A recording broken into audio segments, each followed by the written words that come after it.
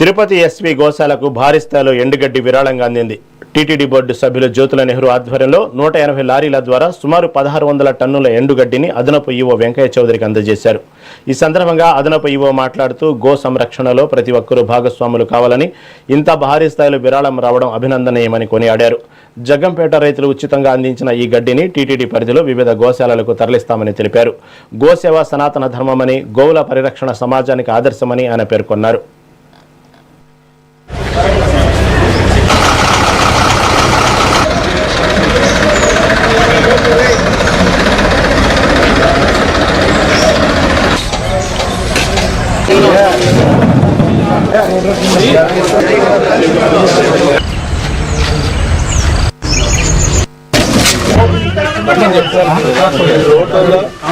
Road కూడా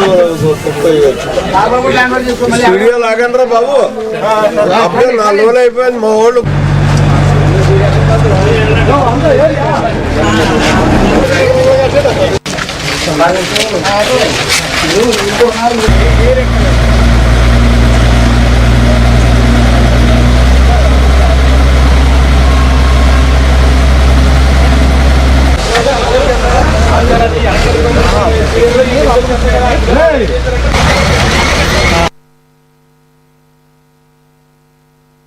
ఈ 3000 గోవులకు కూడా ఒక ఎస్ఓపి ద్వారా ఫీడింగ్ కాన్ నుంచి అలానే మిల్క్ తీసుకోవటం దాకా, అలానే తీసుకున్న మిల్క్ను వివిధ రిచువల్స్లో ఎలా వాడుకోవాలో దానికి కూడా మనకి పూర్తి స్థాయిలో ఒక ప్రణాళిక ఉంది. ఎస్ఓపిస్ ద్వారా మనం చాలా ప్రొఫెషనల్గా నిర్వహించడం జరుగుతూ ఉంది. అయితే గో సంరక్షణలో మిగతా సివిల్ సొసైటీ కూడా పార్టిసిపేట్ చేయటం అనేది ఇంకా మంచి పరిణామం. ఎందుకంటే పురాణాల్లో కానీ ఇతిహాసాల్లో కానీ గోవుకి అత్యంత ప్రాధాన్యత ఉంది. హిందూ సమాజంలోనే గోవుకి అత్యంత ప్రాధాన్యత ఉంది. గోవు పాలనని తీసుకుంటే ఇంకా మంచిదని కూడా చెప్పడం జరుగుతుంది. అందువల్ల ఈరోజు జగ్గంపేట ఎమ్మెల్యే గారు, బోర్డు మెంబర్ గారు ఇంకొద్ది ఇనిషియేటివ్ తీసుకొని సత్యనారాయణ గారి వాళ్ళ ఫౌండేషన్ కూడా కలుపుకొని ఒక మంచి బృహత్తరమైన కార్యక్రమాన్ని ఈరోజు నిర్వహించడం జరిగింది.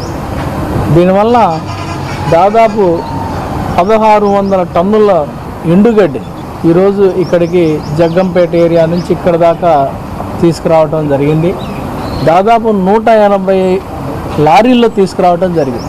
గో సంరక్షణ అన్నది చాలా అతి కీలకమైంది. సాంప్రదాయబద్ధంగా పూర్వం నుంచి ఏ ఇంటికి గోవు లేకుండా ఉండేటటువంటి పరిస్థితి ఉండేది కాదు.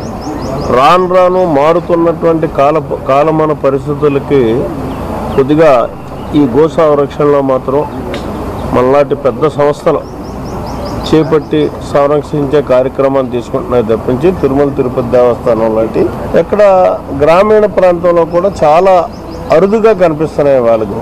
దీన్ని ఇక్కడికి నేను బోర్డు మెంబర్గా వచ్చిన తర్వాత 4-5 పర్యాయాలు ఈ డైరీని గోశాలను పర్యటించడం, ఇక్కడ ఉన్నటువంటి పరిస్థితులను చూడడం, ఏది అవసరమో దాన్ని ఇవ్వగలిగేటటువంటి దాన్ని మనం అందివ్వాలి.